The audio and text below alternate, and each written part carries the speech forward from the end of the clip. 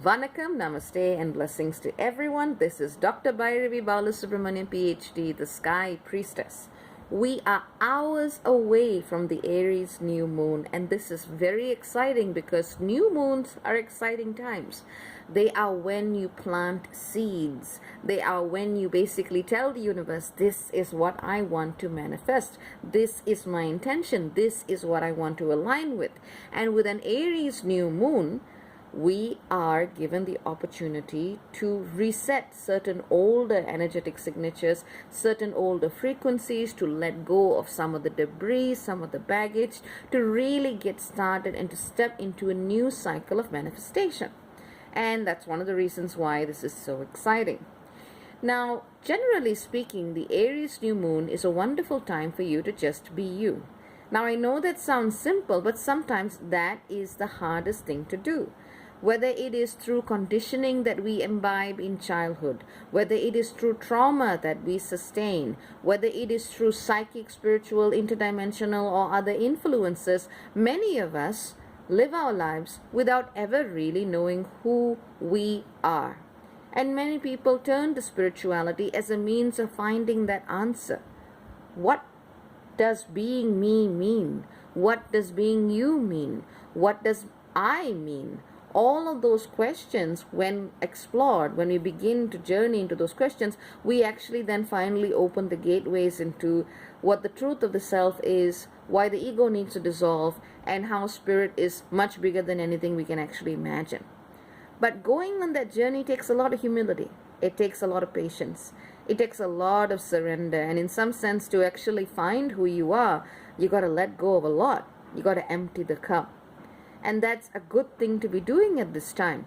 All of us are invited to look at, as we've been looking at with Vesta recently in Pisces, with the recent Mercury Retrograde, we've been looking at old contracts of service that have bound many of us into states of being that do not truly resonate with who we are. Many of us are also overturning old programs, old scripts that we have imbibed from more everyday sources, be it culture, media, parental conditioning, and we've been looking at those scripts and throwing them out, saying this is not who I am either. And there has just been this collective process of deprogramming, which is wonderful. So as all of us are doing this in our own ways, and especially with this Aries New Moon, here comes a moment where we get to just say, you know what, I don't want to define myself through these past constructs. Whoever I was 10,000, 30,000, 50,000 years ago does not need to be who I am now. Whatever I did back then does not need to define my present, and certainly not my future. This is not an invitation to say that we are not accountable to whatever karmic patterns we have been a part of. It is to say that we do our dharma, we rebalance what we ever need to rebalance, and we are here in the present moment saying, okay, I've paid my dues, and it's time for me to just be free. This is a wonderful moment for doing that kind of work and for coming into that state of realization. Now, yes, Aries is the spark. It is the initial essence that says, here I am. This is me. But Aries is often also conflated with being rather headstrong, the energy of the pioneer, the one who breaks through, and all of that is also true. But you got to understand that there are different levels of astrological energy. If you look at an astrological energy from the ego-mind perspective, you're going to get a very egotistic interpretation.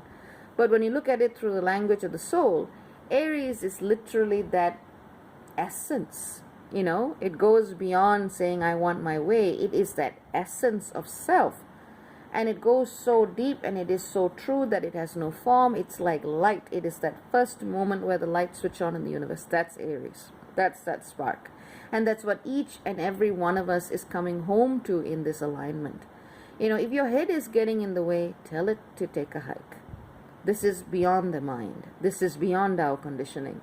This is an experience of self that transcends any construct. You can't hold Aries energy. You can be Aries energy. And that's the shift in, or rather the shift in thinking, the shift in experiencing we're all being asked to move to. Astrologically speaking, this particular new moon is interesting for other reasons. It's going to be occurring at 15 degrees Aries, so the midpoint. And it is going to be trined Ceres and the great attractor at 14 degrees Sagittarius.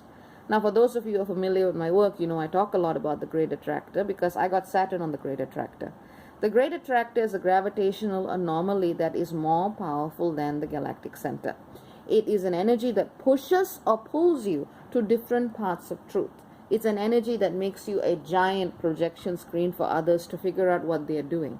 And so individuals with strong great attractor placements will invoke in others a very strong like or a very strong dislike. And very often it has nothing to do with them at all. At the time, right now, the great attractor is conjunct Ceres, the mother nurturer. I also call her the mother smotherer because the aspects of Ceres which, when taken to an extreme, can actually go against the grain of what mothering and nurturing is all about. So Ceres and the great attractor in Sagittarius are trining the sun and moon, and they are asking us to find the people, the pathways, the paradigms, the teachings, the road ahead that actually allows you to find your true self and essence. It's about looking at what nurtures you and whether it's coming to you in the right amount. Some of you will also be asked to step up in your nurturing qualities as guides, as teachers, as mothering figures for others. That doesn't mean you need to baby anyone in a negative way. It just means that we're being asked to be the lighthouses that we have always been, and realizing that this is an okay thing to do for the collective as long as it doesn't make us enter into weird control dynamics or patterns of bondage and servitude. So these dynamics are all playing out. There is a strong element of either wanting to give or receive the right kind of nurture that can actually help each one of us light up and find our own way, our own narrative, our own journey into the vast truth of the cosmos. So that's one of the reasons why this energy is so important. The sun and moon will be squared Hylanome. Hylanome is a body that I like calling the poster girl of codependency. She kills herself on the same spear that kills her husband. Her husband is Silaris. He's not the kind of guy who thinks about things. He runs into a spear and dies. And she goes, "Oh, my husband!" And then, throws herself on the spear and impales herself and dies. So Hylanome is all about that feeling of, I'm never going to be worth anything without a partner.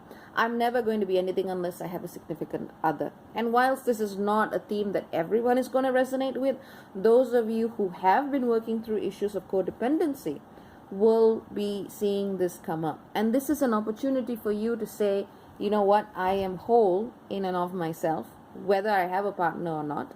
A partnership is not what defines me in terms of who I am at my essence. It is something that ideally complements me and the other person.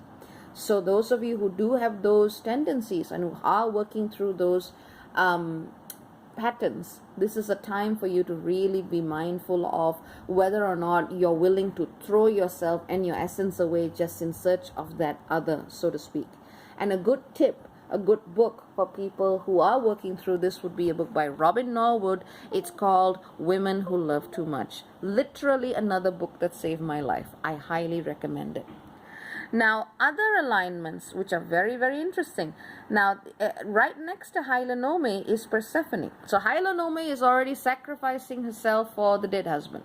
Persephone is someone who's kind of caught between her mom, Ceres, whom the sun and moon are trining, and Pluto, her rapist husband. So if you look at the myth, she's kind of scuttling between the two worlds because Pluto wants to have in the underworld. Ceres says, no, I got to have my daughter. And I know a lot of people try to reclaim the archetype of Persephone and see her as a goddess of the underworld, but I would say there is, and of course there are ancient practices that venerate her in this capacity, but to me at the very least, there is a space in Persephone's trajectory that really needs her to find her own agency, her own narrative, her own voice in her journey. Where does she want to go? How long does she want to go for? Because a lot of the things that happen to Persephone in her life, mythologically speaking, are decided for her. So when you get Hylanome and Persephone together in Capricorn, as they are now squaring the new moon, again, this is a time where we, each of us, need to look at our individual agency and how we define it in terms of society, in terms of partnership, in terms of how we allow others to structure our lives for us. And sometimes it means realizing hell no and breaking out of it in this dramatic way. And sometimes it's realizing in a very quiet way, going, no, I'm not going to do this anymore. That's the kind of energy that can also come through with the strong Aries new moon. Defiance doesn't necessarily mean beating somebody up and just, shooting off in the sunset. Sometimes it can just mean saying, not playing this game. So again, those of you in these kinds of dynamics where you feel that your life is not your own, where it's being dictated by your parents or your partner, these dynamics are likely to come up. And the aforementioned book will also be very useful for you in navigating your own journey. What else? Also strongly highlighted in this new moon is the fact that the sun is trined, and sun and moon are trined Isis at 16 degrees Leo. Those of you who work with the archetype of the goddess Isis, who work with the energy of the goddess Isis, bring her healing energies into the world, because that is what is needed at this time. But remember, there's also a lot of distortion. As with any ancient civilization, any ancient technology, there's people who've taken those archetypes and done stuff with it, and then there are people who remember them in their original form. This is a time for us to be stepping into the fiercely loving, fiercely compassionate energies of the goddess Isis, for those of you who resonate with her and who work with that pantheon. And last but not least, the sun and moon are opposite Iris. Iris is a rainbow goddess. She's a rainbow messenger goddess, and she delivers her message through the bridge of the rainbow. Now, of course, the rainbow forms in the sky as we see the refraction of light as water droplets fall through and sunlight and so on, and very often this is associated with tears. So this may be a time, especially as Iris is in Libra, this may be a time where we also find catharsis through tears. That may be tears of sadness, it may be tears of righteous anger, it may be tears of grief. Whatever it is, tears can be a great breakthrough in you actually recognizing some of your emotions surrounding partnership and to actually help yourselves move through it. Another gem recommendation at this time is ammonite. Ammonite.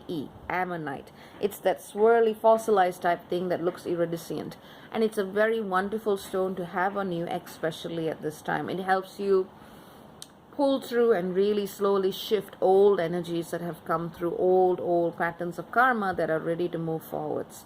So this is a beautiful energy to work with as well. Now, another thing that I see coming up with the sun trine Isis and the trine opposite Iris is that we are seeing the nurturing energies of the divine feminine coming back in, and she's always been there, she's never gone away. But it's so important for us to be able to connect to these nurturing feminine archetypes as per what they truly are and not what we need them to be.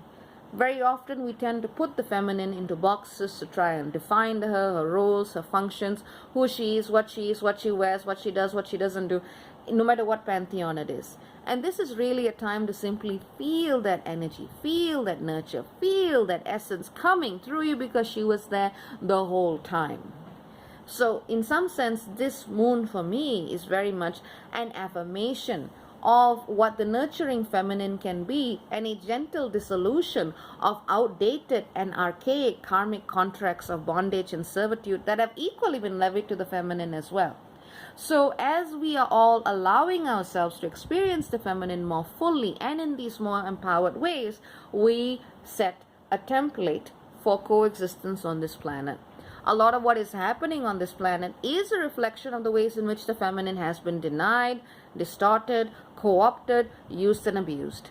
And this is a beautiful new moon to send an energetic intention for each of us as individuals, as partners, as lovers, as friends, as family members, as members of a biosphere, that this ain't gonna cut it anymore. We gotta bring back that fierce love of the mother, the nurturer, the creatrix, back in our hearts, back in our bodies, back in our consciousness, and spread that good stuff around.